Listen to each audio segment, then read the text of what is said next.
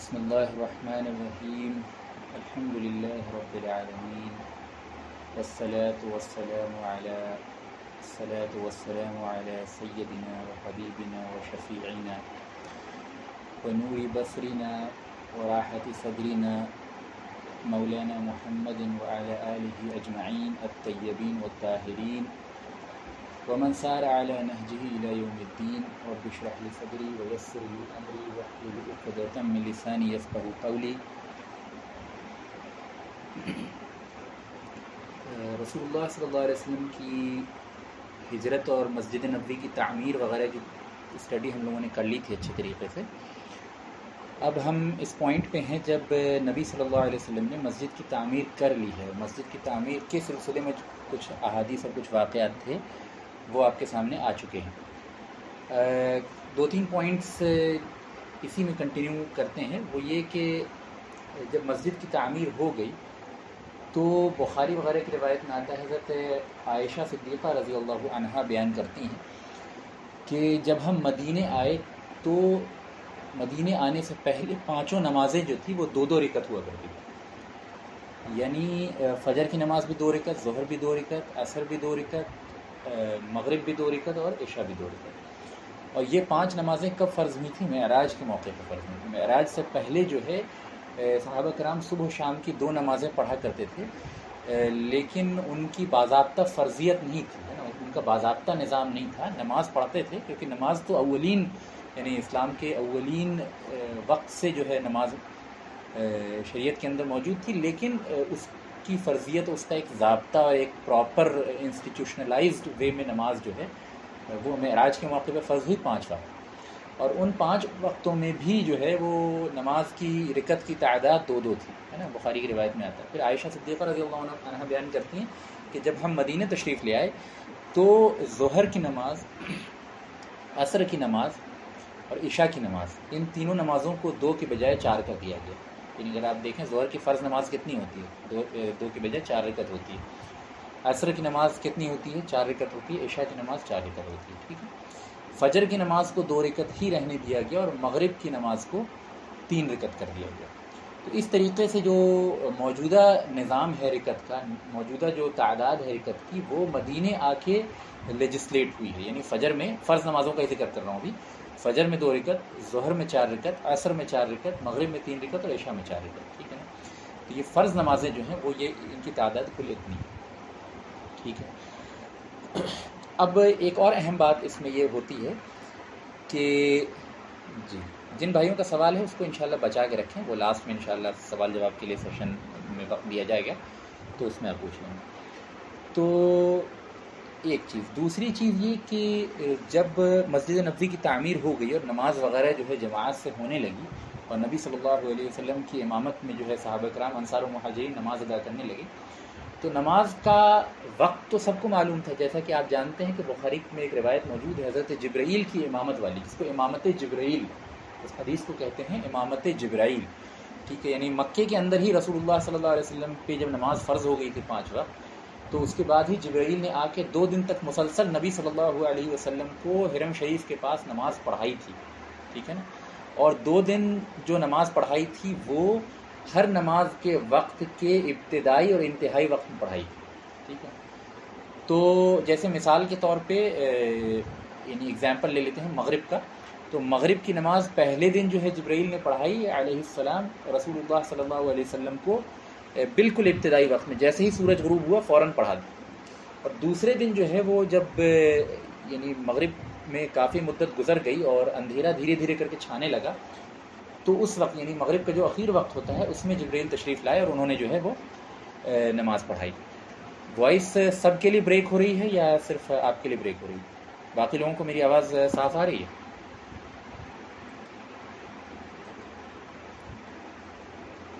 اگر باقی لوگوں کو صاف آ رہی ہے تو بتا دیں. جی جزاک اللہ خیر.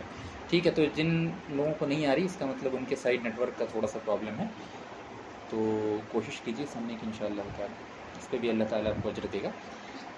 تو موونگ آن. تو دوسرے دن جو ہے وہ اسی نماز کو آخر وقت میں پڑھائی. تو اس سے جو ہے وقت کا تعین ہو چکا تھا اور صحابہ کرام کو وقت معلوم تھا نماز کا. لیکن چونکہ گھڑی وغیرہ نہیں تھی تو پریسائز وقت کس وقت جماعت کھڑی ہو اس میں تھوڑا کنفیوژن رہتا تھا، کیونکہ نبی صلی اللہ علیہ وسلم جب جماعت کھڑی کرتے تھے تو ہیلو آواز صاف آ رہی ہے؟ پتہ نہیں کچھ لوگ کہہ رہے ہیں آواز بریک کر رہی ہے، تو جی تو جب نبی صلی اللہ علیہ وسلم جی اگر کسی کو آواز نہیں آئے تو پہلے 1-2 منٹ ویٹ کر کے چیک کر لیں، ہو سکتا ہے کہ ان کے اینڈ پہ تھوڑا سا نیٹ ورک کا پرابلم ہے. ٹھیک ہے آگے بڑھتے ہیں. تو اس موقع پہ نبی صلی اللہ علیہ وسلم جب جماعت سے نماز کھڑی کرتے تھے تو صحابہ کے پاس کوئی ایک گھڑی تو ہوتی نہیں تھی کہ وقت دیکھ کے بالکل ایگزیکٹ پریسائز ٹائم پہ پہنچ جائیں، تو اکثر صحابہ کی جو ہے جماعت کی نماز چھوٹ جاتی تھی. تو آپسی مشورے سے ان لوگوں نے یہ ڈیسائیڈ کرنا چاہا کہ کوئی ایک اعلان کرنے کا طریقہ اختیار کیا جائے جس کے ذریعے سے جو ہے وہ لوگوں کو معلوم چل جائے کہ اب اس وقت جو ہے جماعت کھڑی ہونے والی ہے یا عنقریب جماعت کھڑی ہونے والی ہے. تو لوگوں نے الگ الگ طرح کا مشورہ دیا. کسی نے کہا ناقوس بجایا جائے، کسی نے کہا کہ وہ آگ جلا کے جو ہے وہ چھت پہ چڑھ کے وہ یعنی اس کے دھوئیں کے ذریعے اس کی روشنی کے ذریعے لوگوں کو معلوم چلے. کسی نے کہا کہ بگل بجایا جائے. تو طرح طرح کی لوگوں نے جو ہے سجیشن دیا کہ اس کے ذریعے جو ہے نماز کے لیے لوگوں کو بلایا جا سکتا ہے. تو مختلف یعنی اس وقت تک نبی صلی اللہ علیہ وسلم پہ کوئی حکم ایسا نہیں اترا تھا جس میں یہ بات معلوم چلے کہ نماز کے لیے لوگوں کو بلانا اگر ہے تو کس طرح بلانا ہے، اور وقت یعنی نماز کی جماعت جب کھڑی ہو رہی ہے تو اس کا اعلان کس طرح کرنا ہے، اس تعلق سے کوئی حکم نہیں آیا تھا. تو بعض لوگوں نے یہ رائے دی کہ آگ جلائی جائے تاکہ دھواں بلند ہو اور لوگ دیکھ کر معلوم کر لیں کہ نماز کھڑی ہونے والی ہے. بعض دوسرے لوگوں نے ناقوس بجانے کی رائے دی. لیکن کچھ لوگوں نے کہا کہ پہلا طریقہ یہود کا ہے، یعنی جو یہود جو ہوتے تھے وہ اپنی عبادت کے وقتوں میں آگ جلاتے تھے اور دھوئیں کے ذریعے جو ہے وہ اپنے عبادت کرنے والوں کو اپنے سیناگوگ وغیرہ میں بلاتے تھے. تو اس وجہ سے اس کو ایکسیپٹ نہیں کیا گیا. اور ناقوس بجانے کا جو طریقہ تھا وہ نصارہ کے یہاں یعنی کرسچنس کے یہاں تھا، جس کو بھی ایکسیپٹ نہیں کیا گیا. اس معاملے میں کوئی آخری فیصلہ نہیں ہو سکا. صحابہ نے مشورہ وغیرہ کیا لیکن سب اپنے اپنے مقام پہ چلے گئے. تو انہی میں سے ایک صحابی تھے جو غیر معروف صحابی ہیں، بہت مشہور صحابی نہیں ہیں، انصار کے ہیں، مدینے کے رہنے والے ہیں. ان کا نام تھا عبداللہ بن زید. عبداللہ بن زید بہت فیمس صحابی نہیں ہیں، نہ ہی آپ یعنی ان کا نام جو ہے کسی دوسری حدیث کی کتاب میں یا حدیث کی روایت میں یا آپ جو صحابہ کرام کے اوپر جو کتابیں لکھی جاتی ہیں جن میں صحابہ کے نسب اور باقی چیزوں کا ذکر ہوتا ہے، جیسے خاص طور پہ حافظ ابن حجر وغیرہ نے تمام صحابہ جو بھی مشہور صحابہ ہیں جنہوں نے بھی حدیث میں روایت کی ہے ان کے اوپر جو ہے کتابیں لکھی ہیں.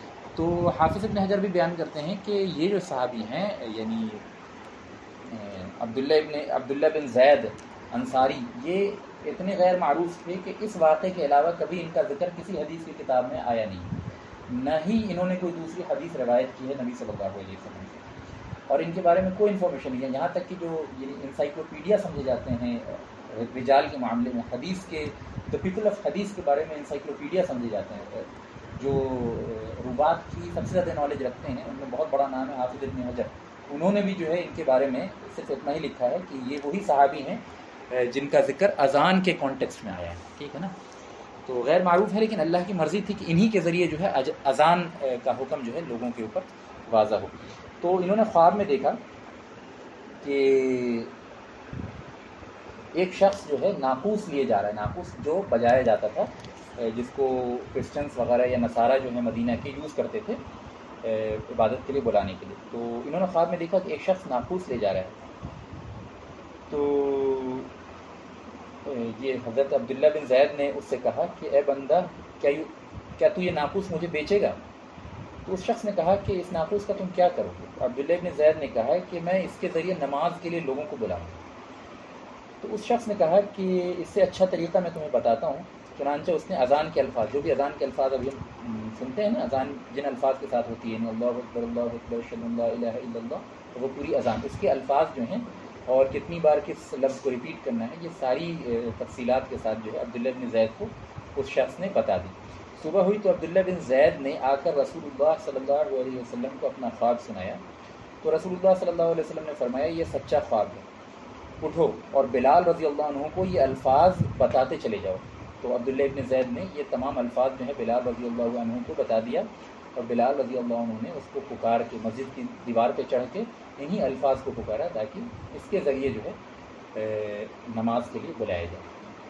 جیسے ہی اذان کی آواز بلند ہوئی، بلال رضی اللہ عنہ کی آواز بہت اچھی بھی تھی اور بہت بلند تھی، تو جیسے ہی ان کی آواز بلند ہوئی، حضرت عمر رضی اللہ عنہ اپنے گھر سے دوڑتے ہوئے آئے اور کہا کہ اللہ کی قسم میں نے آج یہی خواب دیکھا ہے جس خواب میں مجھے یہی الفاظ جو ہیں بتائے جا رہے ہیں، اس کے ذریعے لوگوں کو نماز کے لیے بلاؤ۔ تو پتہ ہی چلا کہ حضرت عمر رضی اللہ عنہ نے بھی سیم خواب دیکھا تھا، اور ان کو بھی ان کے خواب میں اسی یعنی انہی الفاظ کی تلقین کی گئی تھی کہ اس کے ذریعے لوگوں کو نماز کے لیے بلایا جائے۔ تو اس یعنی مشکاہ شریف وغیرہ میں اور روایتیں آتی ہیں جس سے پتہ چلتا ہے کہ کئی اور صحابی نے، کئی اور جو ہے اللہ کے رسول صلی اللہ علیہ وسلم کے کئی صحابی نے یہ خواب دیکھا ایک ہی دن، اور اگلے دن جو ہے اس پہ فیصلہ ہو گیا، نبی صلی اللہ علیہ وسلم نے اس پہ فیصلہ کر دیا کہ یہی الفاظ ہوں گے اذان کے، اور انہی کے ذریعے جو ہے لوگوں کو نماز کی اطلاع دی جائے گی۔ یہاں پہ ایک سائیڈ پوائنٹ میں بیان کرنا چاہتا ہوں کہ آپ دیکھتے ہیں کہ شریعت میں ایک بہت بڑا حکم ہے، بہت اہم حکم ہے، بہت اہم حکم ہے، وہ ہے اذان، ٹھیک ہے نا۔ اور یوں کہہ لیجیے کہ دین کے اندر جتنے بھی انفرادی احکامات ہیں ان میں نماز سے زیادہ اہم کوئی نہیں ہے۔ انفرادی جتنے بھی احکامات ہیں اس میں نماز سے زیادہ اہم کوئی عمل نہیں ہے۔ جب عمل کی بات ہوگی اور انفرادی عمل کی بات ہوگی تو نماز سے اوپر کوئی عمل نہیں ہے، اور اس نماز کے لیے بلانے کے لیے جو چیز ہے، جو میتھڈ ہے، وہ اذان ہے۔ تو پتہ یہ چلا کہ اذان انتہائی اہم شعار میں سے ہے، انتہائی اہم سمبول میں سے ہے اسلام کے، اور انتہائی اہم عبادت کے لیے بلانے کا مؤثر ذریعہ ہے، ٹھیک ہے نا، سمجھ رہے ہیں اس بات کو۔ اس کے باوجود ہم دیکھتے ہیں کہ اس کے لیے شریعت میں کوئی حکم جو ہے اللہ تعالیٰ کی طرف سے نہیں اترا نبی صلی اللہ علیہ وسلم کے اوپر، بلکہ نبی صلی اللہ علیہ وسلم کو بھی کوئی خواب میں نہیں بتایا گیا، ہدایت نہیں کی گئی کہ اس چیز کو کیسے کیا جائے، بلکہ کئی صحابی نے، یعنی نبی صلی اللہ علیہ وسلم کے کئی صحابی، ان میں سب سے زیادہ یعنی سب سے پہلے جنہوں نے آ کے نبی صلی اللہ علیہ وسلم کو بیان کیا وہ عبداللہ بن زید ہیں، اور بعد میں عمر رضی اللہ عنہ ہیں، اور بعد میں اور بھی کئی صحابیوں نے بیان کیا کہ ہم نے بھی یہ خواب دیکھا۔ تو کئی صحابی نے، یعنی جو نبی بھی نہیں ہیں، غیر نبی ہیں، ان کے خواب کے ذریعے اسلام میں نبی کی موجودگی کے باوجود شریعت کے ایک خاص رکن اور ایک خاص حکم کا نزول ہوتا ہے، جس میں نہ جبرائیل آتے ہیں، نہ اللہ تعالیٰ براہ راست نبی صلی اللہ علیہ وسلم پہ وحی کرتا ہے، نہ اللہ تعالیٰ خواب میں نبی صلی اللہ علیہ وسلم کو اس کی ہدایت کرتا ہے، بلکہ نبی کے ساتھیوں کے خواب کے ذریعے اتنے اہم حکم کی تشریع ہوتی ہے نا، اتنے اہم حکم کو شریعت کا پارٹ بنایا جاتا ہے۔ تو یہاں پہ بعض لوگوں کو تھوڑا سا اعتراض ہوتا ہے، یا بعض لوگ اس میں دو ایکسٹریم ہو جاتی ہے، اس کو سمجھ لیجیے کہ بعض لوگوں کو یہ لگتا ہے کہ خواب جو ہے ایک مستقل دلیل ہے شریعت کے اندر، خواب شریعت کے اندر احکامات کو بنانے اور توڑنے کی دلیل نہیں ہے۔ یہاں پہ اذان جو ہے شریعت کا پارٹ بنی ہے نبی صلی اللہ علیہ وسلم کے مہر لگانے سے۔ اگر تمام صحابی مل کے بھی خواب دیکھتے کہ اذان کے ذریعے جو ہے وہ لوگوں کو نماز کے لیے بلایا جائے، اور نبی صلی اللہ علیہ وسلم تنہا اس کا انکار کر دیتے یا اس کو ایکسیپٹ نہیں کرتے، تو ان تمام خواب کی مجموعی حیثیت بھی زیرو کے برابر بھی نہیں ہوتی، سمجھ رہے ہیں نا۔ تو اذان کا شریعت کا پارٹ بننا صحابی کے خواب کے ذریعے تو ہوا ہے، لیکن صحابی کے خواب کی وجہ سے نہیں ہوا ہے، بلکہ وجہ کیا ہے؟ وجہ ہے نبی صلی اللہ علیہ وسلم کا افرمیشن، وجہ یہ ہے نبی صلی اللہ علیہ وسلم کا اس خواب کی تصدیق کر دینا۔ گویا پتہ یہ چلا کہ شریعت کے احکامات کی بنیاد خواب نہیں ہو سکتے، شریعت کے احکامات کی بنیاد نبی صلی اللہ علیہ وسلم کا افرمیشن ہوگی۔ اور جو لوگ پھر اس اذان والی روایت سے یہ دلیل پکڑتے ہیں کہ شریعت میں کوئی حکم جو ہے خواب کے ذریعے بھی سیکھا جا سکتا ہے یا حاصل کیا جا سکتا ہے، ان کی دلیل کمزور ہے، کیونکہ کسی کے خواب پہ بھی جب تک نبی صلی اللہ علیہ وسلم کی مہر نہیں لگ جائے گی آپ کی زندگی کے اندر، تب تک اس کے خواب کی حیثیت شریعت میں حکم کی نہیں ہو سکتی۔ یہ بات سمجھ گئے آپ اچھی طریقے سے؟ یعنی کوئی بھی لیگل رولنگ خواب کے ذریعے حاصل نہیں کی جا سکتی شریعت میں، انلیس کہ رسول اللہ صلی اللہ علیہ وسلم کی اس پہ مہر لگ جائے، افرمیشن ہو جائے، ٹھیک ہے؟ اتنی بات کلیئر ہوگی۔ اب دوسری چیز، دوسری ایکسٹریم اس میں کیا ہے کہ بعض لوگ خواب کی معنویت کا بالکل ہی انکار کرتے ہیں۔ ایسا بھی صحیح نہیں ہے۔ خواب کے بارے میں نبی صلی اللہ علیہ وسلم نے فرمایا ہے کہ نبوت کے 46 درجے ہیں، 46 there are 46 parts of prophethood, سب کی سب ختم ہو گئی ہیں میرے بعد سوائے سچے خواب کے۔ یعنی نبوت کے 46 ڈفرینٹ ڈائمینشنس ہیں نا، ان میں سے ایک ڈائمینشن کیا ہے؟ سچا خواب، یعنی نبی کا خواب ہمیشہ سچا ہوتا ہے، نبی کو خواب کے ذریعے بھی وحی کی جاتی ہے، ٹھیک ہے نا۔ تو پتہ ہی چلا کہ there are 46 different dimensions of prophethood, out of which the only one is remaining which is the true dream. نبی صلی اللہ علیہ وسلم نے فرمایا کہ سچا خواب جو ہے وہ قیامت تک رہے گا. اور کس سچے خواب کا ڈومین کیا ہے؟ ڈومین ہے مبشرات, یعنی کسی کو اچھی خبر دینا. یعنی کسی نے خواب میں اگر رسول اللہ صلی اللہ علیہ وسلم کو دیکھا اور نبی صلی اللہ علیہ وسلم نے کوئی اچھی خبر دی کہ تمہارے ساتھ یہ اچھی چیز ہو جائے گی, یا فلاں شخص کی مغفرت کر دی گئی ہے, یا فلاں شخص کو جنت میں یہ مقام دیا گیا ہے, یہ چیزیں اگر کسی سچے انسان کے خواب میں آتی ہیں, کسی نیک انسان کے خواب میں آتی ہیں, تو اس میں کوئی مذائقہ نہیں ہے, کوئی غلط بات نہیں ہے, اس میں کوئی حرج کی بات نہیں ہے, اور اس پہ یقین کر لینے میں بھی کوئی پرابلم نہیں ہے. ٹھیک ہے نا, سمجھ رہے ہیں نا. اور نبی صلی اللہ علیہ وسلم کسی کے خواب میں آتے ہیں اور کوئی اچھی خبر دے دیتے ہیں یا کسی آنے والے واقعے کی خبر دے دیتے ہیں, تو یہ بھی مبشرات کے قبیل سے ہے, یعنی بشارت کے, یعنی یوں کہہ لیجیے کہ بشارت کے ڈومین میں سے ہے, جس کو کہتے ہیں گلیڈ ٹائڈنگس کے ڈومین میں سے ہے, اور یہ سلسلہ قیامت تک ختم نہیں ہوگا. ٹھیک ہے نا. اور باضابطہ علماء نے, فقہاء نے, محدثین نے اس پہ کتابیں لکھی ہیں کہ خواب کی تعبیر کیسے کی جاتی ہے, اور خواب کی یعنی سچے خواب کے واقعات بہت کثرت سے جو ہے وہ اسلامی تاریخ میں منقول ہیں. بس دھیان اس بات کا رکھنا ہے کہ سچے خواب میں اگر کسی گناہ کا حکم دیا جائے وہ خواب سچا نہیں ہے. پہلی بات, سچے خواب میں اگر نبی صلی اللہ علیہ وسلم آئیں اور کسی غلط کام کا حکم دیں تو اس سے مراد یہ ہوتا ہے کہ نبی صلی اللہ علیہ وسلم ڈانٹ لگا رہے ہیں اس شخص پہ. ٹھیک ہے نا. جیسے نبی صلی اللہ علیہ وسلم فار ایگزامپل کسی نے خواب میں رسول اللہ صلی اللہ علیہ وسلم کو دیکھا معاذ اللہ کہ وہ شراب پیش کر رہے ہیں, تو گویا کہ نبی صلی اللہ علیہ وسلم اس شخص کو ڈانٹ رہے ہیں کہ تم ضرور کوئی حرام کام کر رہے ہو. ٹھیک ہے. خواب میں چونکہ میٹافوریکل سینس میں چیزیں ظاہر ہوتی ہیں, تو اگر کوئی شخص خواب میں کوئی ایسی چیز دیکھے کہ رسول اللہ صلی اللہ علیہ وسلم کی طرف سے کوئی ایسا حکم جو شریعت سے ٹکراتا ہے معاذ اللہ ثم معاذ اللہ, تو گویا کہ یہ نبی صلی اللہ علیہ وسلم کی ڈانٹ ہے اس شخص کے لیے کہ تم ضرور کوئی حرام کام کر رہے ہو. تو یہ بات میں سمجھتا ہوں سمجھ میں آ گئی ہوگی. تو اچھے خواب آتے ہیں, مومنین کے خواب سچے ہوا کرتے ہیں کئی کیسز میں, اور نبی صلی اللہ علیہ وسلم نے فرمایا کہ سب سے زیادہ خواب ان کے سچے ہوتے ہیں جو اپنی زبان میں اور اپنی بات میں دنیا کے اندر سچے ہوتے ہیں. ٹھیک ہے نا. لیکن کبھی کبھی فاسق اور فاجر شخص کا بھی خواب جو ہے سچا ہو جاتا ہے, جیسا کہ ہم سورہ یوسف میں پڑھتے ہیں کہ بادشاہ جو مشرک تھا اس نے ایک سچا خواب دیکھا تھا, جس کی تعبیر پھر یوسف علیہ السلام نے کی تھی بعد میں. جو لوگ اس واقعے سے واقف ہیں وہ سمجھ گئے کہ میں کس کی طرف اشارہ کر رہا ہوں. تو کبھی کبھی مشرک اور اللہ کی نافرمان کا خواب بھی سچا ہو سکتا ہے, لیکن اکثر اوقات جو ہیں سچے خواب انہی کے ہوتے ہیں جو سب سے زیادہ سچے ہوتے ہیں, صدیقیت کے مقام پہ فائز ہوتے ہیں. ٹھیک ہے نا. یہ باتیں سمجھ میں آ گئی. اور ایک اور اہم چیز کہ نبی صلی اللہ علیہ وسلم نے ایک چیز ارشاد فرمائی ہے کہ اگر کوئی شخص اچھا خواب دیکھے تو اس پہ اللہ کا شکر ادا کرے. ٹھیک ہے نا. کوئی شخص اگر خواب میں رسول اللہ صلی اللہ علیہ وسلم کی زیارت کرتا ہے تو حقیقت میں اس نے رسول اللہ صلی اللہ علیہ وسلم کی ہی زیارت کی, کیونکہ نبی صلی اللہ علیہ وسلم کا ارشاد ہے کہ اگر کسی نے مجھے خواب میں دیکھا تو اس نے یقیناً مجھے دیکھا, کیونکہ شیطان میری شبیہ اختیار نہیں کر سکتا, یعنی میری جو خد و خال ہے, میرا جو اسٹرکچر ہے وہ شیطان اختیار نہیں کر سکتا, میری شکل میں شیطان ظاہر نہیں ہو سکتا. لیکن اس میں ایک تنبیہ ہے جو یاد رکھیں کہ اگر کسی نے خواب میں نبی صلی اللہ علیہ وسلم کو کوئی ایسا کام کرتے یا حکم دیتے دیکھا جو شریعت سے ٹکراتی ہے, تو اس کا مطلب یہ ہے کہ یہ نبی صلی اللہ علیہ وسلم کی ڈانٹ ہے اس شخص کے لیے. ایک چیز. دوسری چیز, خواب کتنا ہی خوبصورت ہو, کتنا ہی سچا ہو, اگر اس میں کوئی حکم دیا جائے جو شریعت سے اصلاً ٹکراتا ہے, اس شریعت سے جس کو لے کے محمد رسول اللہ صلی اللہ علیہ وسلم تشریف لائے ہیں, تو اس خواب کی کوئی حیثیت نہیں. ٹھیک ہے نا. کیونکہ خواب کا جو ڈومین ہے صرف مبشرات کا ہے, احکامات کا نہیں ہے. لیگلی خواب کی کوئی حیثیت نہیں ہے, خواب کی حیثیت صرف گلیڈ ٹائڈنگس کی حد تک ہے. ٹھیک ہے. میں سمجھتا ہوں کہ اب اس سے زیادہ کلیئرٹی دینے کی ضرورت نہیں ہے, دونوں افراط و تفریط سے اس معاملے میں بچنا ہے. آگے چلتے ہیں. تو اذان کا لیجسلیشن جو کس طرح ہوا یہ بھی آپ کے سامنے بات آ گئی, اور نماز کی رکعات وغیرہ کا جو تعین ہوا وہ بھی آپ کے سامنے بات آ گئی. تو اب آگے چلتے ہیں. نبی صلی اللہ جی how would a person know that he is prophet Muhammad صلی اللہ علیہ وسلم. جی یہ سوال کئی لوگ اٹھاتے ہیں. انشاءاللہ اس کا جواب میں لاسٹ میں دینا چاہ رہا تھا, لیکن شارٹ میں بس میں سمجھ لیجیے کہ خواب میں چیزیں آنکھ سے نہیں دیکھی جاتی, روح سے دیکھی جاتی ہے.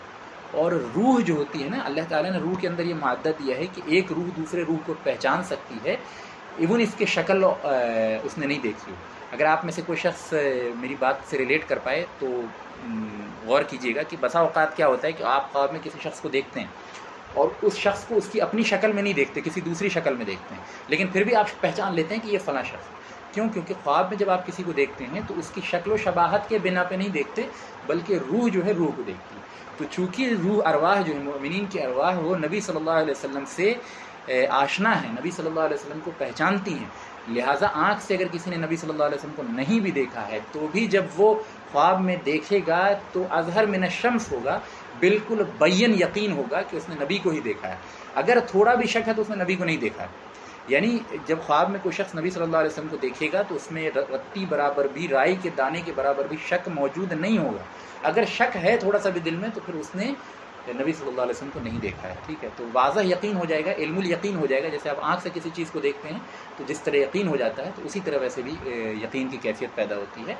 اور ارواح جو ہیں یعنی روح جو ہیں وہ نبی صلی اللہ علیہ وسلم کو پہچانتی ہیں. تو آنکھ سے اگر آپ نے نہیں بھی دیکھا ہے تو بھی کوئی مذائقہ نہیں اس میں، کیونکہ بعض لوگ اس پہ اعتراض کرتے ہیں. اب یہ حدیث موجود ہے نبی صلی اللہ علیہ وسلم کی، جس نے مجھے دیکھا اس نے حقیقت میں مجھے دیکھا، کیونکہ شیطان میری شبیہ نہیں اختیار کر سکتا. اس پہ بعض لوگ یہ اعتراض کرتے ہیں کہ ہم نے تو کبھی نبی صلی اللہ علیہ وسلم کو دیکھا نہیں، تو ہم کیسے پہچانیں گے کہ واقعی نبی صلی اللہ علیہ وسلم کو دیکھا ہے. تو بات یہ ہے کہ اگر آنکھ سے دیکھنا ہوتا تو ان کا اعتراض صحیح ہوتا ہے، لیکن آنکھ سے نہیں دیکھنا ہوتا ہے. یہ آنکھیں تو بند ہوتی ہیں، جسم تو آپ کی روح تو یہ جسم چھوڑ چکی ہوتی ہے. قرآن میں اللہ تعالیٰ ارشاد فرماتا ہے کہ وہی اللہ ہے جو لوگوں کی روحوں کو قبض کرتا ہے، ان کی جن کی موت آ چکی ہے، اور جن کی موت نہیں آئی ہے ان کی نیند کے وقت بھی روح کو قبض کرتا ہے. حالانکہ نیند کے وقت آپ کے جسم میں جان موجود ہوتی ہے، سارے بایولوجیکل پروسیس چلتے رہتے ہیں، لیکن روح ایک الگ شے ہے جو اس جان سے، جو اس لائف سے مختلف ہے. ٹھیک ہے نا؟ تو یہ وہ روح ہے جو پہچانتی ہے، یہی روح ہے جو باری تعالیٰ کو بھی پہچانتی ہے، یہی وہ روح ہے جو رسول اللہ صلی اللہ علیہ وسلم کو بھی پہچانتی ہے. تو اس کے لیے آنکھ سے دیکھنا اور آپ کے صفات کا علم ہونا یہ سب کوئی ضروری چیز نہیں ہے. ٹھیک ہے، ہوپ فلی بات کلیئر ہو گئی. آگے چلتے ہیں انشاءاللہ. اب جو سوال ہوں گے انشاءاللہ اس کو لاسٹ کے لیے بچا دیں. ٹھیک ہے، اب آگے چلتے ہیں. اس مسجد نبوی کی تعمیر کے بعد، اذان کے لیجسلیشن کے بعد جو اگلا اسٹیپ ہوا ہے، اور رکعات وغیرہ کے تعین کے بعد جو اگلا اسٹیپ ہوا کہ مسجد کے آس پاس جو ہے کچھ گھر بنائے گئے ہیں، کچھ ہجروں کی تعمیر کی گئی ہے. تو چونکہ رسول اللہ صلی اللہ علیہ وسلم ابو ایوب انصاری رضی اللہ عنہ کے ہاں، جیسا کہ پہلے بتایا جا چکا ہے کہ 7 مہینے تک جو ہیں قیام پذیر رہے تھے. تو مسجد نبوی سے متصل ہی حضور صلی اللہ علیہ وسلم نے ایک جانب اپنے لیے 2 گھر بنائے. کیوں 2 گھر بنائے؟ کیونکہ اس وقت نبی صلی اللہ علیہ وسلم کی 2 بیویاں تھیں. ٹھیک ہے، تو 2 ڈفرینٹ گھر بنائے نبی صلی اللہ علیہ وسلم. اس سے ایک سائیڈ پوائنٹ نکل کے سامنے آتا ہے کہ اگر کسی شخص کی 2 بیویاں ہوں تو ان کو ایک چھت کے اندر نہیں رکھنا ہے، بلکہ اس کو مکروہ کہا ہے. بلکہ بعض علماء نے اس کو انتہائی ناپسند کیا کہ اگر کسی شخص کی 2 بیویاں ہیں تو 2 سیپریٹ گھر میں ان کو رکھے. اور اگر وہ استطاعت نہیں رکھتا کہ 2 سیپریٹ گھر میں رکھ سکے تو اس کے لیے مناسب نہیں کہ 2 شادیاں کرے یا 3 کرے. اگر کسی کے اندر صلاحیت ہے کہ 2 کر سکتا ہے، 3 کر سکتا ہے، تو وہ جب کرے گا تب جب اس کے اندر وہ فائنینشیل ایبلٹیز ہوں گی کہ ان کے سیپریٹ اخراجات کو وہ نپٹا سکے. تو نبی صلی اللہ علیہ وسلم نے 2 گھر بنائے، ایک حضرت سودا رضی اللہ عنہا کے لیے اور ایک حضرت عائشہ رضی اللہ عنہا کے لیے.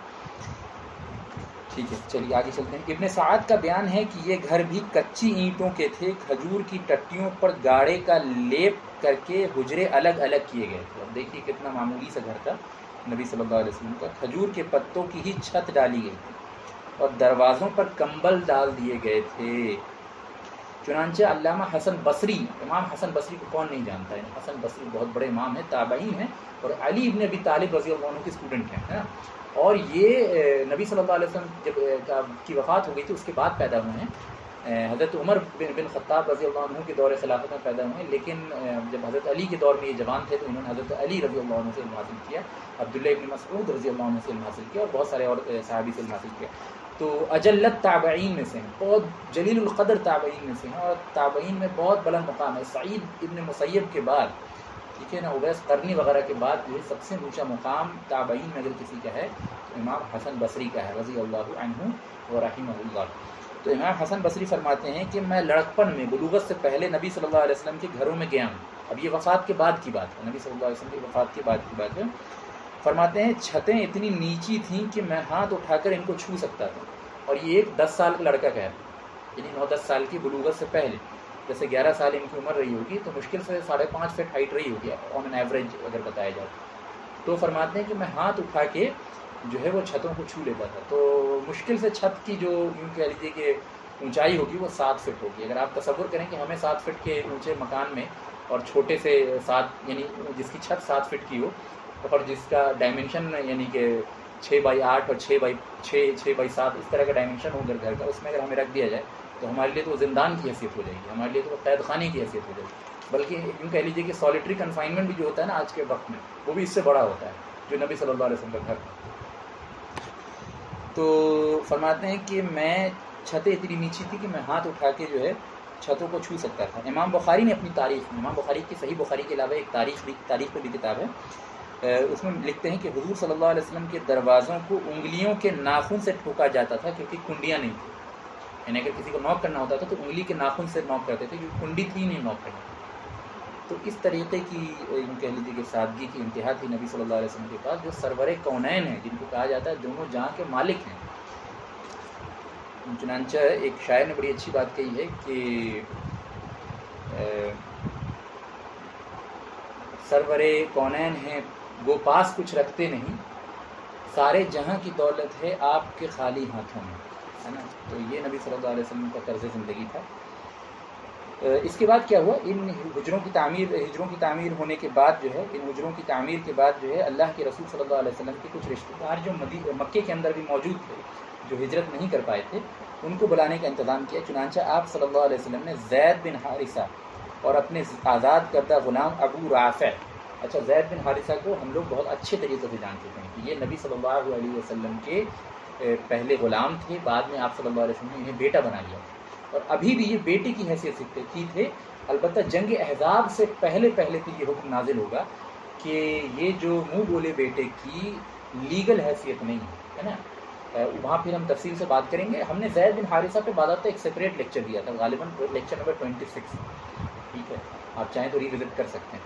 تو وہاں ہم نے اس مسئلے کو بھی بیان کیا تھا کہ یتیم کی کفالت کتنی بڑی نیکی ہے, لیکن یتیم کی کفالت سے لیگل اسٹیٹس آف چائلڈ نہیں ہوتا ہے. اور پھر وہاں تفصیلیں آ گئی تھی. آگے پھر سورہ احزاب یعنی جنگ خندق کے بارے میں جب ہم بیان کریں گے تو سورہ احزاب کے کانٹیکسٹ میں اس پہ مزید جو ہے روشنی ڈالیں گے. تو زید بن حارثہ کو آپ صلی اللہ علیہ وسلم نے زید بن حارثہ اور اپنے آزاد کردہ غلام ابو رافع کو 500 درہم اور کئی سارے اونٹ دے کر مکہ بھیجا تاکہ وہ آپ کے اہل و عیال کو وہاں سے لے آئیں. ان دونوں حضرات کے ساتھ ابو بکر صدیق رضی اللہ عنہ نے عبداللہ ابن اریقیط کو بھی بھیجا اور اپنے صاحبزادے عبداللہ ابن ابی بکر کو بھی بھیجا. یہاں پہ نوٹ کرنے والی بات ہے کہ کون 4 لوگ ہیں, نوٹ کیجئے. سب سے پہلے زید بن حارثہ, ظاہر ہے وہ امام ہے سب کے. پھر ابو رافع جو نبی صلی اللہ علیہ وسلم کے آزاد کردہ غلام ہیں. پھر ابو بکر صدیق نے 2 آدمیوں کو اور بھیجا ہے, عبداللہ ابن اریقیط اور عبداللہ ابن ابی بکر جو ان کے بیٹے ہیں. یہ عبداللہ ابن اریقیط کون ہے؟ اگر آپ کو یاد ہو, یہ وہی ٹریول گائیڈ ہے جو 7 مہینے پہلے نبی صلی اللہ علیہ وسلم کو لے کر مدینے آیا تھا. اور کیجیے یہ ابھی تک مدینے میں, ٹھیک ہے نا. تو اس سے کیا پتہ چلا؟ اس سے پتہ یہ چلا کہ یہ مدینے کے ماحول سے اتنا متاثر ہوا, اتنا اس کو پسند آیا کیونکہ یہ مدینے میں ہی بس گیا تھا. 7-8 مہینے گزر گئے ہیں نا ہجرت کے واقعے کو, لیکن ابھی تک یہ مدینے کے اندر. پھر ابو بکر صدیق نے عبداللہ ابن اریقیط کو اور اپنے بیٹے عبداللہ ابن ابی بکر کو کے نام خط دے کر بھیجا کہ وہ ابھی اپنے والدہ اور بہنوں کو لے آئیں, ٹھیک ہے. چنانچہ زید بن حارثہ ام المومنین حضرت سودا کو, حضور صلی اللہ علیہ وسلم کی 2 صاحبزادیاں آئیں, حضرت فاطمہ اور حضرت ام کلثوم کو, اور اپنی بیوی یعنی زید بن حارثہ کی بیوی ام ایمن کو اور اپنے صاحبزادے اسامہ بن زید رضی اللہ عنہما کو لے آئے. اتنے لوگوں کو نبی صلی اللہ علیہ وسلم کے گھر سے لے آئے. کن کو لے آئے نوٹ کیجیے. سب سے پہلے ام المومنین حضرت سودا جو نبی صلی اللہ علیہ وسلم کی بیوی ہیں, یہ مکہ میں تھی, ان کو لے کے آئے. 2 بیٹیاں اور نبی صلی اللہ علیہ وسلم کی, کون کون؟ ام کلثوم اور فاطمہ. بڑی کون ہے؟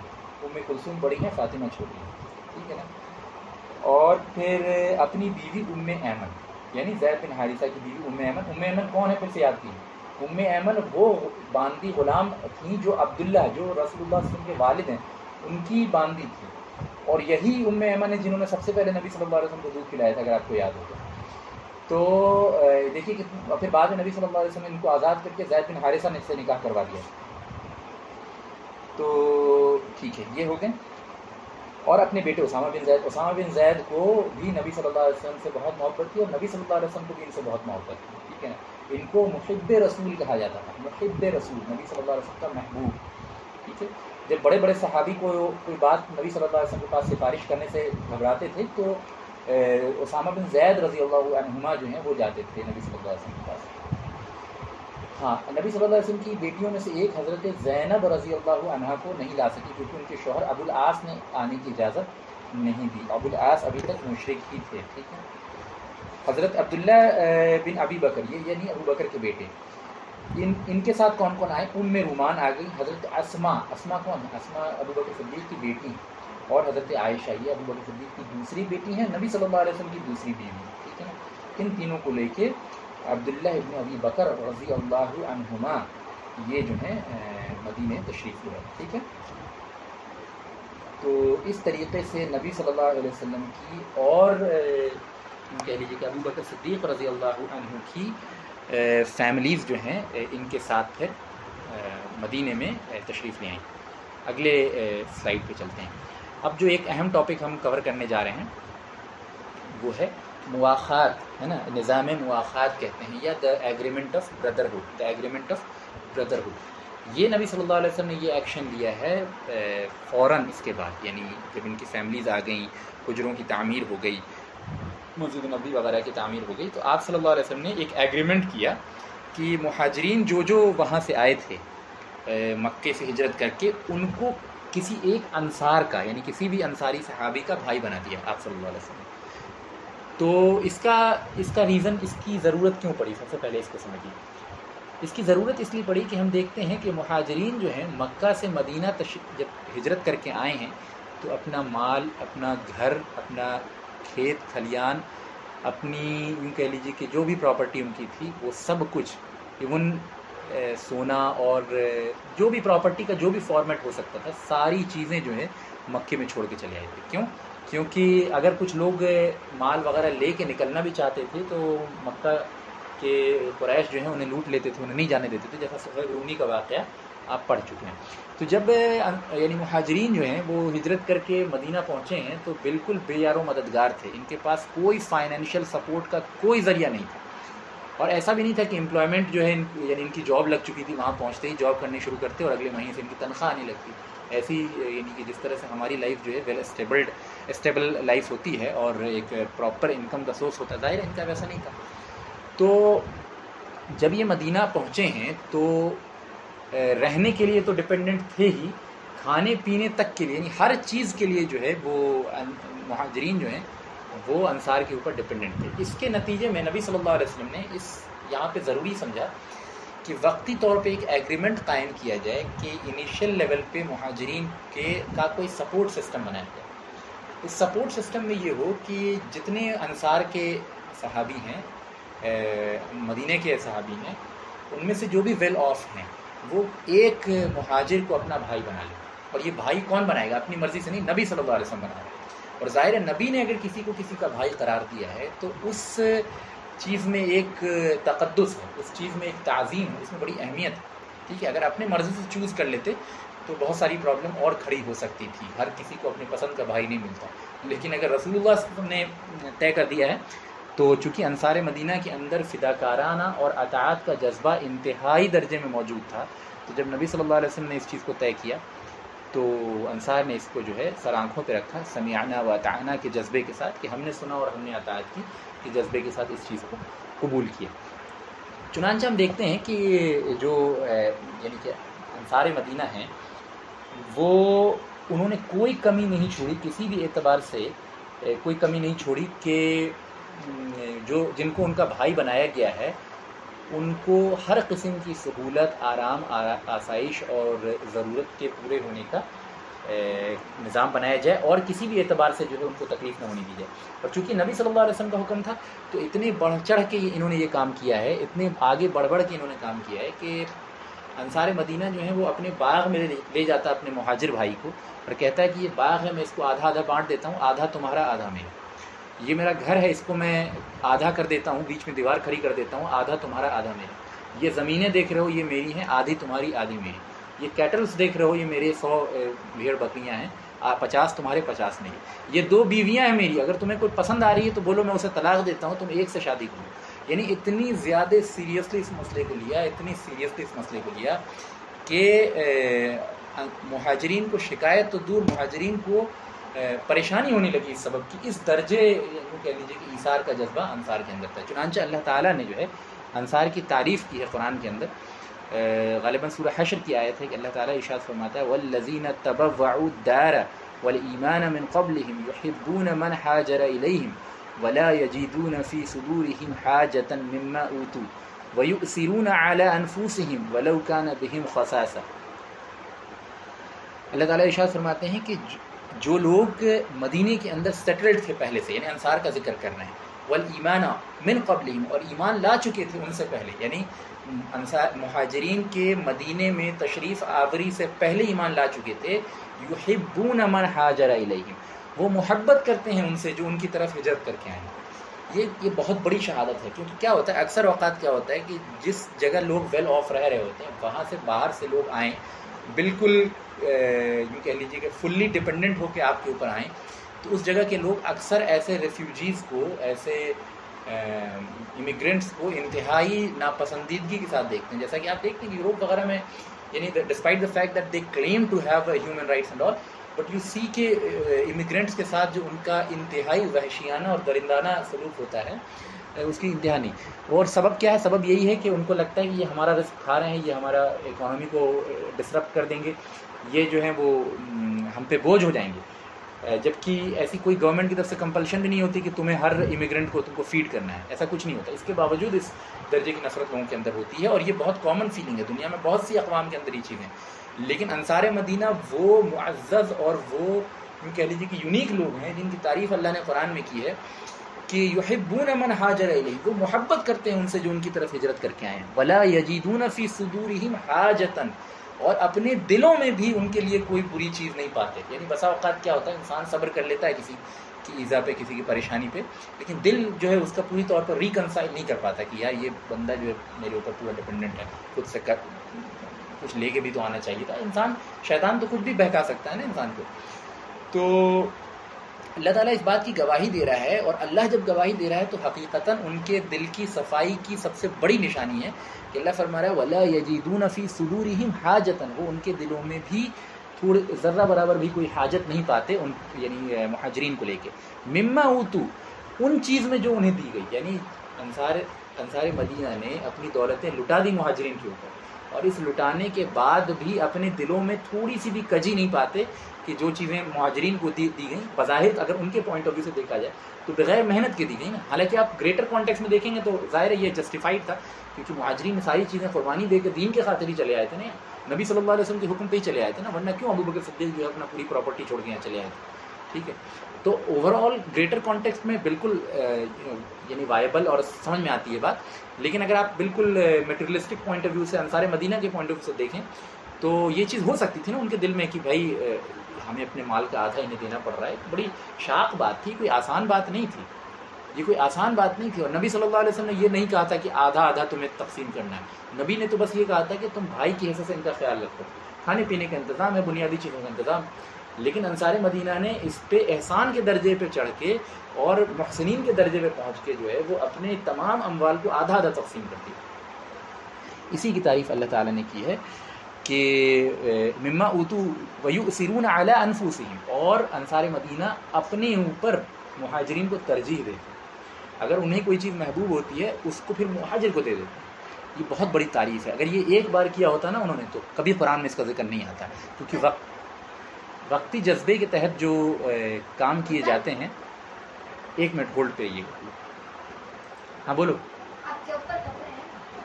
پتہ نہیں، تم جا کے پوچھ لو، بھی ہم کچھ لیکچر دے رہے ہیں جی۔ تو ہاں،